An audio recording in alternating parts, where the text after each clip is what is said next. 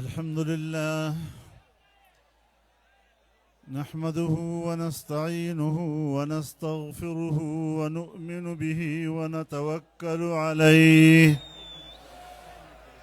ونعوذ بالله من شرور أنفسنا ومن سيئات أعمالنا من يهده الله فلا مضل له ومن يضلله فلا هادي له نشهد أن لا إله إلا الله وحده لا شريك له ونشهد أن سيدنا وسندنا ومولانا محمدًا عبده ورسوله أرسله بالحق بشيرا ونذيرا وداعيا إلى الله بإذنه وسراجا منيرا صلى الله تعالى على خير خلقه محمد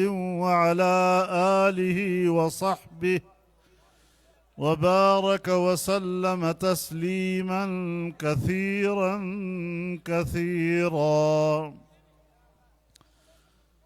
أما بعد فأعوذ بالله من الشيطان الرجيم بسم الله الرحمن الرحيم وعد الله الذين آمنوا منكم وعملوا الصالحات ليستخلفنهم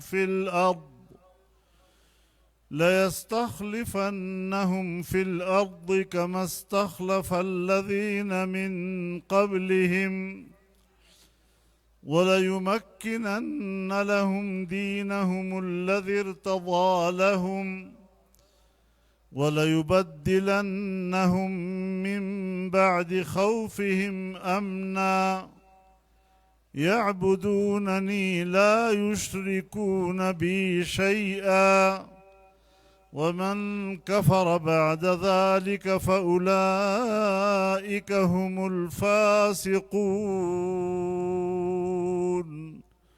صدق الله العظيم. جناب صدر محترم دما ډیرو ګرانو درنو او ډیرو قدرمندو مسلمانانو ورونو په پښین کې نن دغه جلسه د پښین د تاریخ ټولو نه لویه جلسه ده. تاسو چې په کوم اخلاص په کوم محبت او په کوم جذبه په دغه جلسې کې شرکت کړی ده دا مول اسلام سره مینه له جمعیت علماء اسلام سره مینه او په جمعیت علماء اسلام باندې د کلک اعتماد او باور اعلان ده او انشاءاللہ دا اعتماد بطر قیامت پورے قائم اور دائم میں انشاءاللہ. میرے محترم دوستو، پښین کی تاریخ کا یہ بڑا جلسہ آپ کے اعتماد میں بہت بڑے اضافے کی علامت ہے. دنیا کی کوئی طاقت ہمارے اس رشتے کو نہیں توڑ سکتی اور انشاءاللہ یہ رشتہ اور مضبوط ہوتا رہے گا انشاءاللہ. میرے محترم دوستو، یہ جمعیت علماء اسلام کا ناقابل تسخیر قلعہ ہے اور دنیا کی کوئی طاقت جمعیت علماء کے اس قلعے کو فتح نہیں کر سکے گی انشاءاللہ. آپ کے سامنے رکاوٹیں ڈالی گئیں جس کا تذکرہ ابھی ہوا، لیکن کوئی رکاوٹ کارگر ثابت نہیں ہوئی اور اللہ نے آپ کے لیے راستے کھولے، حالات بنے اور ہم آج پوری دنیا کو اس میدان سے ایک پیغام دینا چاہتے ہیں۔ میرے محترم دوستو، جمعیت علماء اسلام ایک تحریک ہے۔ جمعیت علماء اسلام جہد مسلسل کا نام ہے۔ جمعیت علماء اسلام ایک قابل فخر ماضی ہے۔ جمعیت علماء اسلام ایک تابناک تاریخ ہے جس کے پشت پر 200 سال سے زیادہ کی قربانیاں ہیں، اور انشاءاللہ یہ تحریک آگے بڑھے گی اور اپنے مقاصد تک پہنچے گی انشاءاللہ۔ میرے محترم دوستو، پاکستان کی تاریخ دیکھ لیں۔ وہ پاکستان جو اسلام کے نام پر بنا، لیکن اسے آئین نہیں ملا، اور جب آئین ملا تو جمعیت علماء اپنے 7 اراکین کے ساتھ مفکر اسلام میرے قبلہ گاہ رحمہ اللہ کی قیادت میں اس نے پاکستان کو ایک اسلامی آئین دیا۔ پاکستان میں اسلام ایک مملکتی نظام قرار پایا۔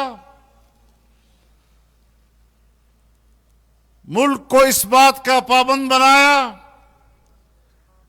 کہ یہاں قانون سازی قرآن و سنت کے مطابق ہوگی، قرآن و سنت کے منافی کوئی قانون سازی نہیں ہوگی۔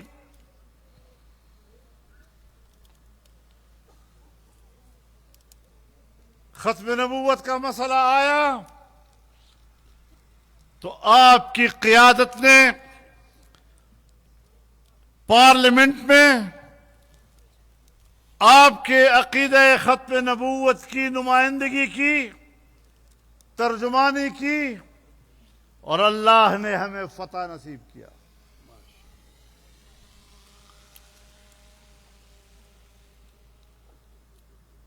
الیکشن کے بعد جب شین میں پہلا جلسہ ہوا تھا اور میں آپ کے پاس حاضر ہوا تھا تو ہمیں ایک شکایت تھی کہ سپریم کورٹ نے ختم نبوت کے حوالے سے ایک غلط فیصلہ دیا ہے، لیکن ملک میں ہنگامہ ہوا اور پھر مجھے عدالت میں بلایا گیا، سپریم کورٹ میں، اور چند گھنٹوں کے اندر اندر سپریم کورٹ کو اپنا فیصلہ واپس لینا پڑا، اور جس طرح ہم نے کہا، جس طرح ہم نے لکھوایا، وہی فیصلہ سپریم کورٹ سے صادر کیا گیا۔ ہم نے اپنی تحریک کے تسلسل میں نظریاتی لحاظ سے شکست نہیں کھائی۔ جو امتحان آیا، جو چیلنج سامنے آیا، ہم نے اللہ پر بھروسہ کرتے ہوئے اس کا مقابلہ کیا، اور اپنے ووٹر کو، اپنے کارکن کو، اپنی قوم کو، اس کے اسلامی جذبے کو ہم نے شرمندہ نہیں ہونے دیا۔ میرے محترم دوستو، آج جمعیت علماء اسلام پاکستان کی سب سے بڑی عوامی قوت ہے۔ میں دعوے سے بات کر رہا ہوں۔ نعرہ تکبیر! ختم نبوت کا ترجمان پاکستان کا ترجمان، حقوق کا محافظ. ہم نے ایک زمانے سے عوام سے رابطہ کیا. جب بھی ہم نے پاکستان کے عوام کو آواز دی، قوم نے ہماری آواز پر لبیک کہا اور ہم نے اپنے جلسوں کے ریکارڈ توڑے. عوام کیوں ہمارے آواز پر اکٹھی ہوتی ہے؟ پبلک کیوں ہمیں خوش آمدید کہتی ہے؟ ہم نے ابھی کراچی میں ایک ضلع کا جلسہ کیا اور وہ ایک ضلع کا جلسہ بھی ملین مارچ کا منظر پیش کر رہا تھا.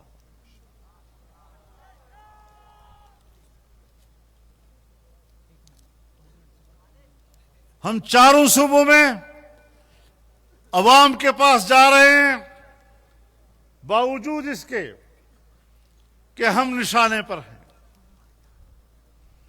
ہمارے کارکنوں کو شہید کیا جا رہا ہے،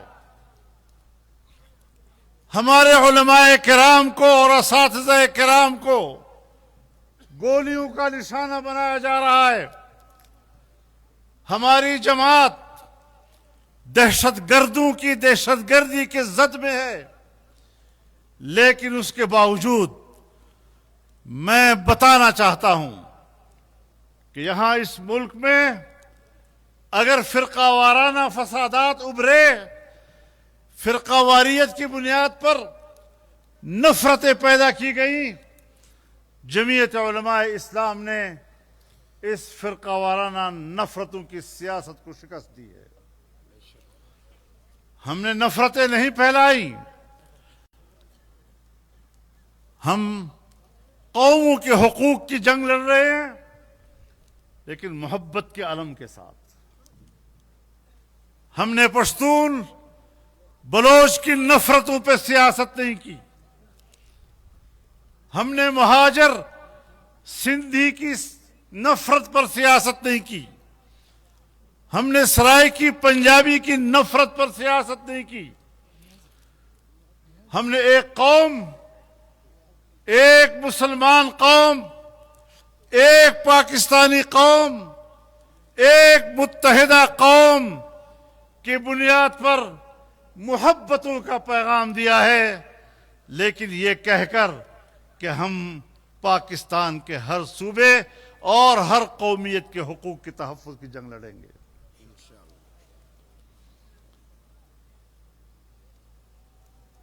جس طرح ہم نے فرقہ واریت کو،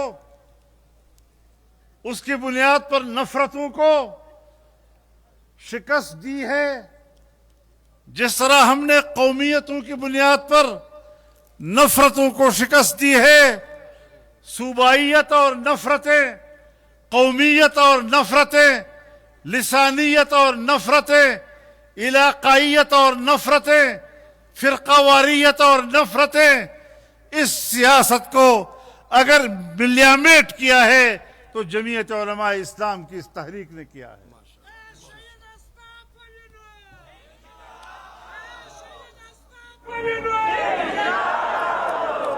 لیکن قوم کو کون لڑا رہا ہے؟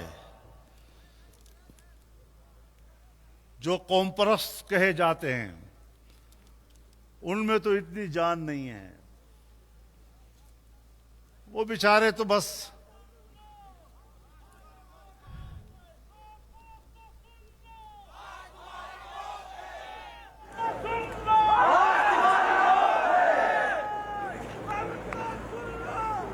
ہم نے الحمدللہ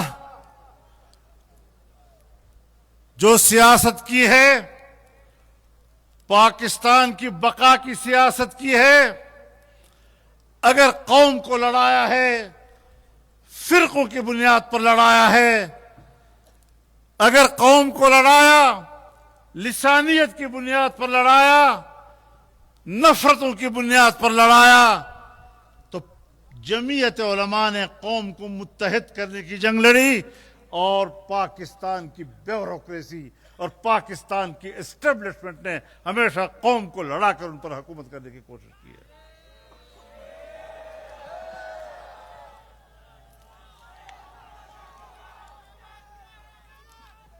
اور عجیب بات ہے،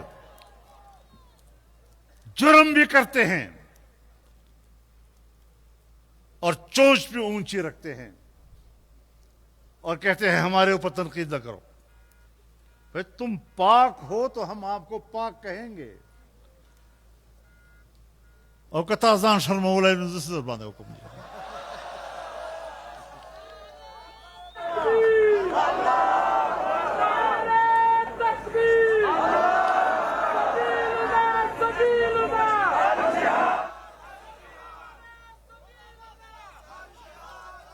کتا چیر توروالی،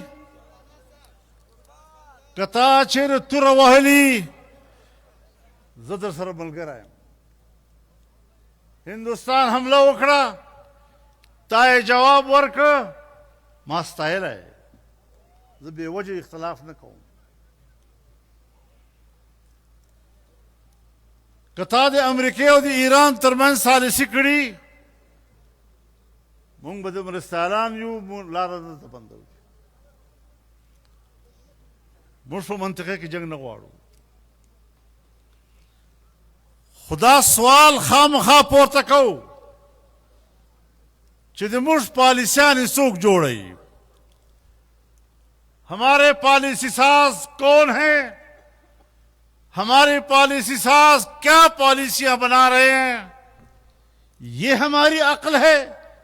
یہ پاکستان کا مفاد ہے کہ ہندوستان کا بارڈر مکمل بند، افغانستان کا بارڈر مکمل بند، مغرب کی طرف بھی آپ تجارت نہیں کر سکتے، کاروبار نہیں کر سکتے، مشرق کی طرف بھی آپ کاروبار نہیں کر سکتے، اور ایک چین کا چھوٹا سا کوریڈور ہے وہ بھی آپ نے بند کر رکھا ہوا ہے، اس پر بھی کوئی فعالیت نظر نہیں آ رہی.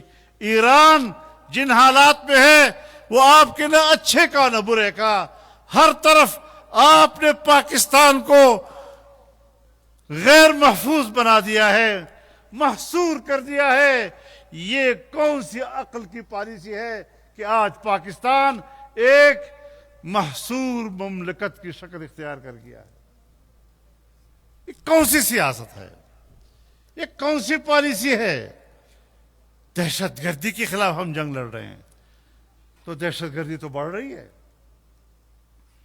تو دہشت گردی کے خلاف تو 3-4 دہائیوں سے آپ لڑ رہے ہیں. آپ نے سوات سے لے کر پورے خیبر پختونخوا میں کتنے آپریشن کیے، اور ہر آپریشن کے نتیجے میں آپ ملک کے لیے لڑ رہے ہیں اور ہم شاید ملک کو نقصان پہنچا رہے ہیں. مرض بڑھتا گیا جو دوا کا.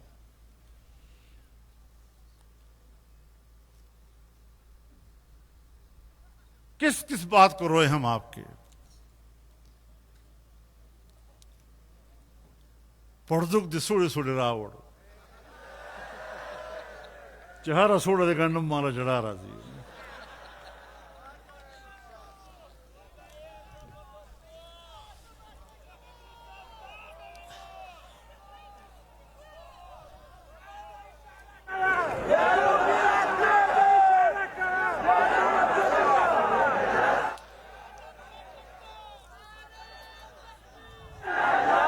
افغانستان کے دہشت گرد مراکز دی مجھ پا افغانستان کے ذکر ہم لے کو چلتا دے دہشت گرد مراکز دی نو دہشت گرد ہو پا بنو کے لتانا تانے انہوں لے تانے فوجی مراکز انہوں لل تا پا قلوئے حملے وکھلے دلتا پا خپل وطن کے تا دہشت گرد نوینے دہاغ مرکز نوینے اور پا افغانستان کی وینے حل تزیب بمبارانے کیا.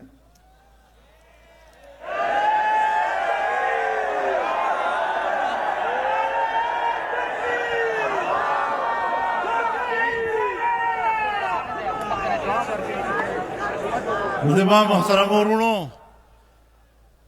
منم چې قوم له موږ سره ده، قوم جمعیت سره ملګرتیا ته تیار ده. کوم ځای ده هغه جمهوریت چې د عوامو رای قبوله سي، عوام ووټ یو ته ورکوي، له بکسې نه ووټ د بل چا راخیږي.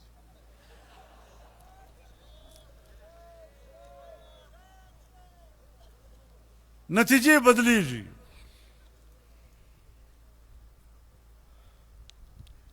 او دا خبره چې زه تاسو ته کوم، د دغو داندلیو زه په خپله هم ګواه یم او دې خلکو هم را سره منلې ده.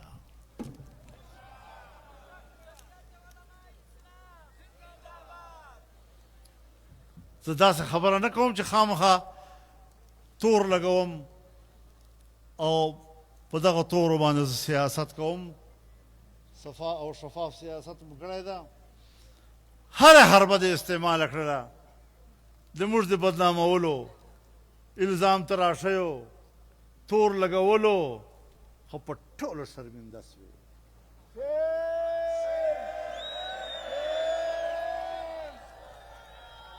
او الحمدلله نن په دومره لویه اجتماع کې زه قوم تر مخ سپین مخه ولاړ یم او ته تور مخه یې، ته قوم سره مخالف کولی.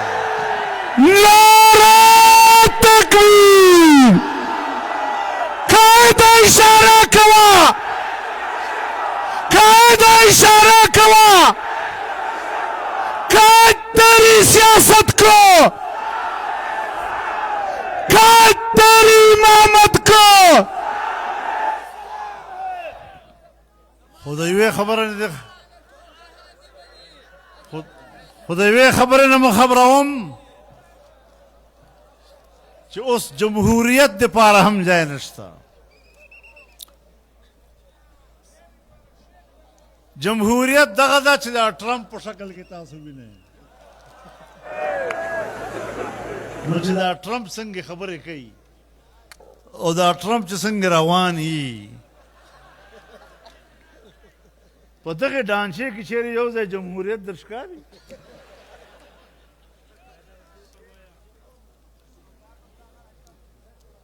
جمہوریت کا یہ حال ہو گیا جس طرح ٹرمپ کا حال ہے.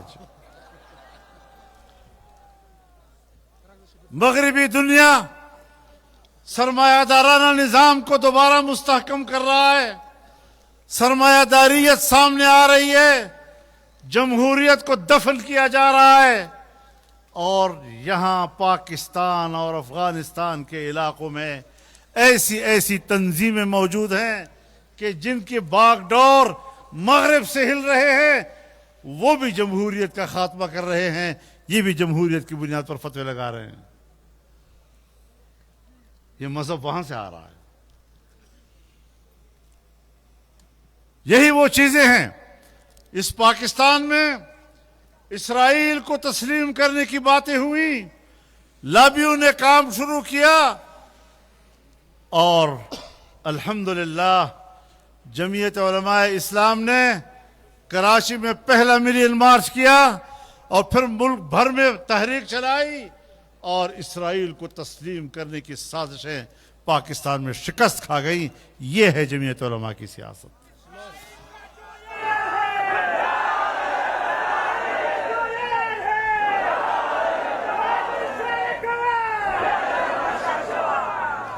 اسی لیے جمعیت علماء واضح طور پر کہتی ہے کہ اسلامی دنیا کو ایک اسلامی بلاک بننا پڑے گا. جمعیت علماء اسلام کا منشور ایک اسلامی بلاک کی بات کرتا ہے. اور جب سعودی عرب اور پاکستان کے درمیان دفاعی معاہدہ ہوا تو ہم نے اسلامی بلاک کی طرف اس کو ایک قدم قرار دے دیا اور پاکستان نے اس کی حمایت کی. لیکن اسرائیل کے ناپاک وجود کو ختم کرنے کے لیے اسلامی دنیا کو ایک ہونا ہوگا. اور میں آج بھی یہ کہنا چاہتا ہوں کہ پاکستان میں یہ صلاحیت موجود ہے، حکمرانوں کے عزم کا مسئلہ ہے، ان کی قوت ارادی کا مسئلہ ہے، وہ کمزور ہیں، حکمران کمزور ہیں، پاکستان کمزور نہیں۔ اور اگر ان حکمرانوں سے آپ توقع رکھتے ہیں کہ وہ اسلامی دنیا کے اتحاد کی طرف آگے بڑھیں گے اور وہ عالمی استعمار کے خلاف آواز بنیں گے، وہ مغرب کے جبر کے خلاف لڑیں گے، ان سے ہمیں کوئی توقع نہیں ہے۔ جمعیت علماء کو آگے آنا ہوگا اور انشاءاللہ ہم اس قوم کی نمائندگی کریں گے۔ آج بھی وقت ہے کہ پاکستان آگے بڑھے، سعودی عرب آگے بڑھے، مصر آگے بڑھے، ترکی آگے بڑھے، ایران آگے بڑھے، انڈونیشیا آگے بڑھے، ملائیشیا آگے بڑھے، اور یہ بڑے ممالک مل کر ایک اسلامی دنیا کا بلاک بنائیں۔ ہم تو ایشیائی ممالک کے اتحاد کی بھی علم بردار ہیں۔ حضرت شیخ الہند رحمہ اللہ اور اس کے بعد مولانا عبید اللہ سندھی رحمہ اللہ نے ایشیاٹک فیڈریشن کا تصور پیش کیا تھا، لیکن ہم یہاں علاقائی تنازعات میں اس طرح گھر جاتے ہیں کہ ہم اپنے پڑوسی کے ساتھ پرامن ماحول نہیں بنا سکتے، چاہے کہ اسلامی دنیا کے ساتھ ہم ایک مضبوط معاہدہ کریں گے۔ اس لیے سوچ کی تبدیلی کی ضرورت ہے۔ یہاں تو ایک طاقتور ذہن کہتا ہے کہ جو ہم کہتے ہیں وہی پاکستان کی وفاداری ہے۔ میں معذرت کے ساتھ کہتا ہوں ان سے کہ یہ تاریخ ہماری گزر چکی ہے، یہ انگریز کا ورثہ ہے۔ بر صغیر میں جو انگریز کا مخالف تھا، 1000 مرتبہ وہ ہندوستان کا وفادار ہو، لیکن انگریز کے مخالف کو وہ غدار کہتا تھا۔ اور جو انگریز کا خوشامدگر، اس کے ٹکڑوں پر پلنے والے، ان کو جاگیریں عطا کی، وہ بڑے وفادار نکلے۔ آج پاکستان میں 1012 پاکستان کے وفادار بن جائیں، لیکن اگر اسٹیبلشمنٹ کی رائے سے اختلاف کیا تو آپ کو غدار کہا جاتا ہے۔ یہ وہی روایات ہیں جو اس زمانے سے ہمارے اس ملک میں چلی آ رہی ہیں۔ اس فکر کو تبدیل کرنا ہوگا، اس سوچ کو تبدیل کرنا ہوگا، ان ترجیحات کو تبدیل کرنا ہوگا، اور انشاءاللہ اگر ہم نے فرقہ واریت کو شکست دی ہے، اگر ہم نے قادیانی لابی کو شکست دی ہے، اگر ہم نے اسرائیلی لابی کو شکست دی ہے، اگر ہم نے قوموں کے درمیان نفرتیں پھیلانے والی سیاست کو شکست دی ہے، تو انشاءاللہ ہم اس ذہنیت کو بھی شکست دیں گے کہ پاکستان کے وفادار کو کیوں غدار کہا جاتا ہے اگر وہ اسٹیبلشمنٹ سے اختلاف رائے رکھتا ہے۔ آئیں، ہم پاکستانی ہیں، معاملات ٹھیک کرو۔ ہم اس قوم کے افراد ہیں، ہمیں مطمئن کرو۔ یہ کیا الیکشن ہے اور دھاندلی کر کے اپنی اسمبلیاں بنا دی؟ اگر اس طریقے سے یہاں پر اگر یہ اسمبلیاں بنی ہیں، سندھ کی اسمبلی جس طرح بنی ہے، پنجاب کی اسمبلی جس طرح بنی ہے، یہ سارے کے سارے وہ سوالات ہیں جو ہمارے ملک کے سیاسی نظام کے اوپر ہیں۔ ہم نے یہ جنگ لڑنی ہے اور انشاءاللہ قوم ایک ہوگی تو جیتیں گے انشاءاللہ اس جنگ کو۔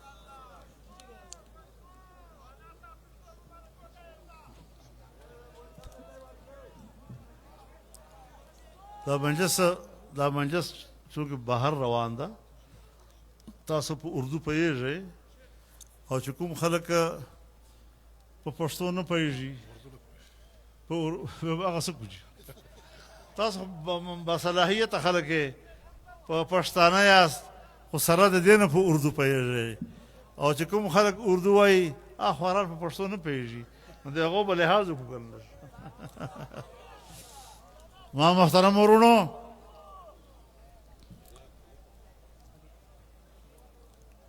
ہم نے ان حالات کی طرف جانا ہے جب ہم پاکستان کو ایک کر سکیں گے انشاءاللہ۔ آج بھی اگر پاکستان قائم ہے، میں بات تو بڑی کر رہا ہوں، شاید آپ کہیں چھوٹی منہ اور بڑی بات، لیکن میں پوری قوم پر واضح کرنا چاہتا ہوں کہ آج اگر پاکستان متحد ہے، آج اگر پاکستان کے عوام ایک دوسرے سے محبت کرتے ہیں تو جمعیت علماء کے کردار کی وجہ سے۔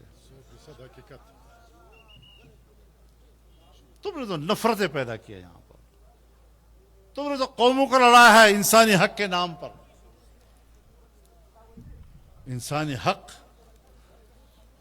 وہ اللہ جانتا ہے، تم نہیں جانتے۔ اللہ نے جو ضابطہ اور قانون عطا کیا ہے وہ انسانی حقوق کا محافظ ہے۔ ہم اگر پاکستان میں بات کرتے ہیں تو ہم بلوچستان میں بلوچ صوبے کے حقوق کی بات کرتے ہیں۔ اگر ریاستی قوت نے پشتون بیلٹ کی قوموں کی زمینوں پر قبضہ کیا ہے، اگر ریاستی قوتوں نے بلوچوں کی زمینوں پر اور ان کے پہاڑوں پر قبضہ کیا ہے، تو میں ان کو واضح طور پر کہنا چاہتا ہوں کہ ہم بلوچستان کے چاہے پشتون عوام ہو چاہے بلوچ عوام ہو، ان کی 1 انچ زمین بھی آپ کے حوالے نہیں ہونے دیں گے۔ نعرہ تکبیر! بلوچستان کا ترجمان، بلوچوں کا ترجمان، پشتونوں کا ترجمان، قوموں کا ترجمان۔ میرے محترم دوستو، آج کے حالات میں میں پاکستان پیپلز پارٹی کو براہ راست مخاطب کر کے کہنا چاہتا ہوں کہ ذوالفقار علی بھٹو کی قیادت میں پاکستان کا آئین بنا، میرے والد نے اس پہ دستخط کیے ہیں۔ میں تو اس آئین کو تحفظ دینے کا عزم کر رہا ہوں۔ آپ کے دیکھا دیکھی اگر اس آئین کو ختم کر دیا گیا، صوبوں کے حقوق تباہ و برباد کر دیے گئے، صوبوں کا باہمی اعتماد خراب کر دیا گیا، تو آپ بتائیں کہ پھر آپ ذوالفقار علی بھٹو کے راستے پہ جا رہے ہیں۔ 18ویں ترمیم ہوئی، مارشل لاؤ نے آئین کو جتنا خراب کیا تھا، گند کر دیا تھا، 18ویں ترمیم کے ذریعے اس کو صاف کیا گیا۔ آپ کی حکومت تھی اور ہم مل کر ایک کمیٹی میں بیٹھے، 9 مہینے تک ہم نے پورے آئین کو صاف کیا اور متفقہ طور پر ایوان سے پاس کرایا۔ آج ہم اس 18ویں ترمیم کے تحفظ کی بات کرتے ہیں، آپ کیوں خاموش ہیں؟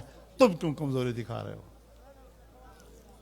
کس بات کی کمزوری دکھا رہے ہو؟ ہم آپ کے ساتھ کھڑے ہیں، ہم صوبوں کے حقوق کی بات کرتے ہیں جو 18ویں ترمیم میں ہم نے طے کیے تھے۔ ہم اس آئین کی حفاظت کرنا چاہتے ہیں، ہم اس آئین کی حفاظت کرنا چاہتے ہیں جو آئین ذوالفقار علی بھٹو نے بنایا تھا۔ تو جب ہم چاہتے ہیں کہ وہ محفوظ ہو، آپ کیوں پیچھے ہٹیں گے اور آپ کیوں سودے کریں گے؟ یہاں آپ کو پتہ نہیں ہے، شاید آپ کے صوبے میں بلوچستان میں آپ کو پتہ ہے یہاں پیپلز پارٹی کی حکومت ہے۔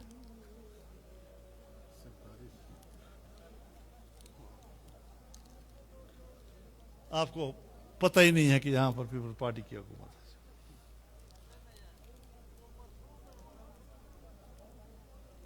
اب یہاں پر ہم ان کو بھی کہنا چاہتے ہیں کہ آئین کو بچاؤ۔ جمعیت علماء اسلام نے 26ویں آئینی ترمیم میں سود کے خاتمے کا فیصلہ لیا حکومت سے. 31 دسمبر 2027 کو اس ملک میں سود کا خاتمہ ہوگا اور 1 جنوری 2028 کے بعد پاکستان میں سود کا نظام نہیں رہے گا. لیکن کیا کچھ پیش رفت ہوئی ہے؟ بظاہر ہمیں کوئی پیش رفت نظر نہیں آ رہی. ہم نے آئین میں ترمیم کرائی کہ اسلامی نظریاتی کونسل کی سفارشات بحث و تمہیز کے لیے ایوان میں لائے جائیں گے. آج تک اسلامی نظریاتی کونسل کی کوئی سفارش ایوان میں بحث کرنے کے لیے پیش نہیں کی گئی. یہ تمہاری نیتیں ہیں، یہ تمہارے ادارے ہیں. دینی مدارس کے بارے میں متفقہ طور پر قانون پاس کیا گیا، مدارس کی رجسٹریشن ہوگی اور مدارس کے بینک اکاؤنٹ کھولے جائیں گے، لیکن مسلسل مشکلات پیدا کی جا رہی ہیں. قانون پاس ہونے کے بعد مشکلات پیدا کرنا، اس سے پتہ چلتا ہے کہ تم پاکستان میں دینی مدارس کا خاتمہ چاہتے ہو. تم کہتے ہو ہم دینی مدارس کے فارغ التحصیل فضلاء کو سرکاری ملازمتیں اور روزگار کمانے کا مواقع دینا چاہتے ہیں. میں پوچھتا ہوں آپ سے کہ دینی مدارس کو چھوڑیے، آپ کے یونیورسٹیوں کے فضلاء، آپ کے کالجز کے فضلاء لاکھوں کی تعداد میں ڈگریاں بغل میں لیے تمہارے دروازے پر کھڑی ہیں.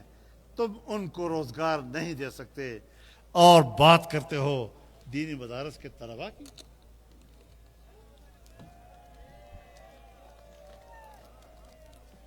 اور عجیب بات یہ ہے کہ آج کالجز کو، اسکولوں کو پرائیویٹ سیکٹر میں دیا جا رہا ہے. حکومت اور سرکار اس کی سرکاری حیثیت کو ختم کر رہی ہے، نجی شعبے کو دے رہی ہے. تمہارے انتظام میں چلنے والے اسکول وہ تم چلا نہیں سکتے، وہ تم پرائیویٹ سیکٹر میں دینا چاہتے ہو، اور دینی مدرسہ جو پرائیویٹ سیکٹر میں کام کر رہا ہے اس کو سرکاری تحویل میں لانا چاہتے ہو. پہلے اپنی ناکامیاں تو چھپا لو. اسکولوں کے بارے میں، کالجز کے بارے میں تمہاری ناکامیاں، وہاں سے فارغ التحصیل نوجوانوں کے بارے میں تمہاری ناکامیاں. مدرسوں کی فکر ہو گئی. پھر جناب شرائط لگا لیتے ہیں. مدرسے والے اس فارم کو پور کریں. کہیں ایسا تو نہیں کہ مدرسے کے اندر کوئی دہشت گرد آ جائے اور وہ پڑھے. بھائی کیا دہشت گرد یونیورسٹیوں کے دارالاقاموں سے نہیں پکڑے گئے؟ کالجوں سے نہیں پکڑے گئے؟ اسکولوں سے نہیں پکڑے گئے؟ جب کالجوں سے پکڑے گئے وہاں سے لاشیں نکلی ہیں ان کی، اور وہاں تم کوئی تبدیلی نہیں لا رہے اور سارا دباؤ آ رہا ہے صرف دینی مدرسے پر. میں آج دعوے سے کہتا ہوں کہ تم دینی مدارس کی خیر خواہی میں یہ اقدامات نہیں کر رہے، تم امریکہ اور مغرب کی پیروی میں یہ اقدامات کر رہے ہو.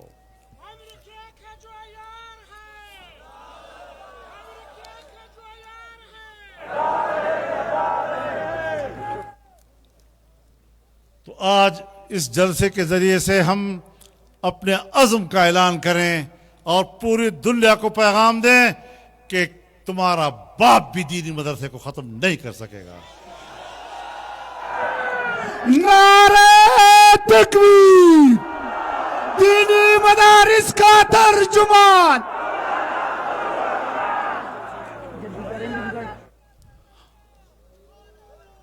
ان کو پتہ ہی نہیں ہے دینی علم کس کو کہتے ہیں. مدرسے کا اور دینی علم کا خاتمہ انگریز نے کیا، انگریز نے اپنے نصاب سے قرآن و حدیث نکالے، علماء کرام نے سنبھالا۔ آج بھی تمہارے ہاتھوں قرآن و حدیث کے علوم خطرے میں ہیں۔ تم آج بھی اس بات میں مصروف ہو کہ مدارس کو آپس میں لڑا دو، علماء کو آپس میں لڑا دو۔ پتہ نہیں کہاں کہاں کسی کونے کھدرے سے کسی کو نکال لیتے ہو اور کہتے ہو یہ دینی مدرسے کا محتمم صاحب ہے۔ بھائی ٹھیک ہے، ہمارے لیے قابل احترام ہیں، وہ علماء ہیں، ہم ان کے ساتھ جنگ نہیں لڑنا چاہتے، لیکن آپ کیوں لڑنے دے رہے ہیں؟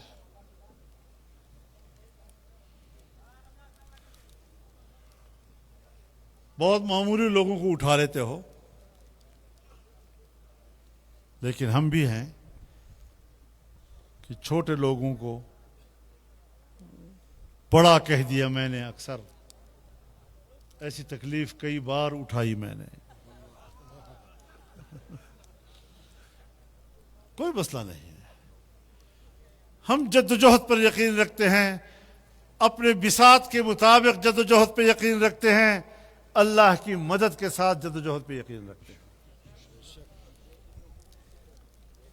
نیت خالص ہوں، اللہ کے دین کی سربلندی مقصود ہو، اعلاء کلمت اللہ مقصود ہو۔ میرے ساتھیوں، آپ کی نیت اللہ کے کلمے کی سربلندی ہے، یہی جہاد ہے، اور اس کے علاوہ کوئی جہاد نہیں ہوتا۔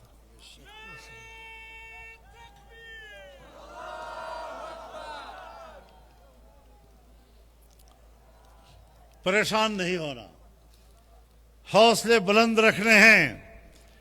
آج یہاں آپ لوگ اکٹھے ہیں، اتنے بڑے اجتماع اس بات کی دلیل ہے کہ قوم جمعیت علماء اسلام کو سننا چاہتی ہے اور اس کے موقف کی تائید کرنا چاہتی ہے۔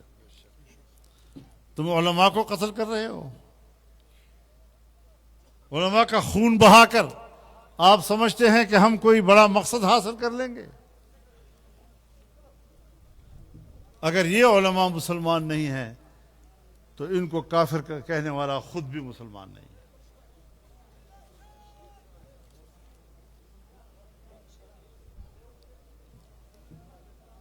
آپ نے جو سروں پر پگڑیاں باندھی ہیں، یہ سر اٹھا کے چلنے کے لیے ہیں، سر جھکا کے چلنے کے لیے نہیں ہے۔ اور انشاءاللہ یہ سفر جاری رہے گا، دینی مدارس بھی رہیں گی، آپ کے حقوق کی بھی جنگ ہوگی، بلوچستان کے حقوق، بلوچوں کے حقوق ہوں، پشتونوں کے حقوق ہوں، ہم سب کی جنگ لڑ رہے ہیں، اور ہم اس اتحاد اور محبت کے پیغام کو یہاں آپ کے سامنے رکھنا چاہتے ہیں۔ پورے ملک میں یہ تحریک جائے گی، اور انشاءاللہ 18 جون کو چارسدہ میں بہت بڑا جلسہ عام جمعیت علماء اسلام کرے گی۔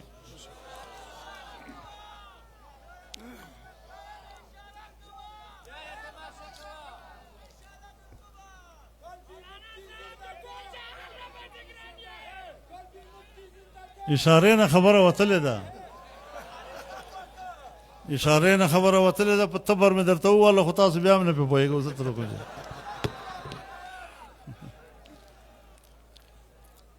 انشاءاللہ یہ تحریک ہے، یہ جہد مسلسل کا نام ہے، یہ اپنی ماضی کے روشنی میں چلنے والا مستقبل ہے، اور انشاءاللہ اس راستے پر جاتے جاتے اللہ کے سپرد اپنی جان کر دیں گے، اور کامیابیاں انشاءاللہ آپ کی قسمت میں آئیں گی۔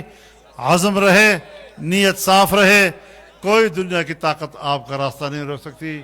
وآخر دعوانا ان الحمدللہ رب العالمین۔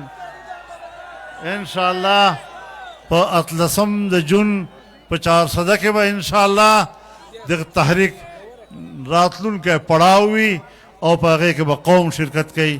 وآخر دعوانا ان الحمدللہ رب العالمین۔